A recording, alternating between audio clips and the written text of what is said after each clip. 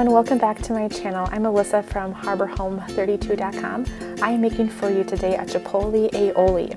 I mentioned this recipe in my Aldi grocery haul video. This is my family and my favorite recipe to make. We have it with burgers, sweet potato fries, breakfast sandwiches, you name it, we put the sauce on it. It is really cheap and so incredibly tasty.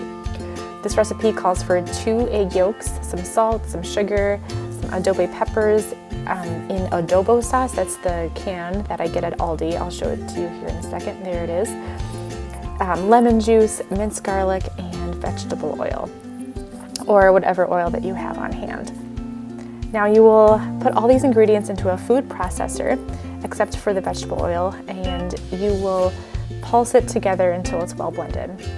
Then you are going to slowly pour in the vegetable oil. This is what is called an emulsifying process.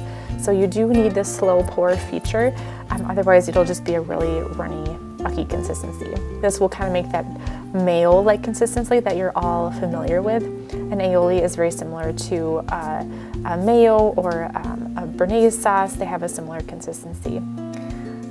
And there you have it. That's all you have to do. You pour it in slowly, and then you get this amazing, amazing aioli sauce. I mean, look at that. Oh, so tasty. So as you can see, that was a pretty simple thing to make, and you guys, it is seriously so tasty. A few tips for you: if you don't like how spicy the Chipotle peppers are, you can add a little bit more sugar. That gives it a little bit sweeter of a flavor, kind of kills the spiciness a little bit. You're gonna want the whole 2 tablespoons of adobe peppers in there because it has like a nice smoky flavor, and that's what you're going for. So if you don't like the spice, just throw in a little bit more sugar and it'll be delicious. An important thing to know is that you do want a food processor or a blender that has the slow pour feature. As you saw in the video, I slowly poured the oil in. This is important because that's what creates they call it an emulsifying process. When you it mixes the oil with the eggs, and it slowly forms that like gelatin-like consistency.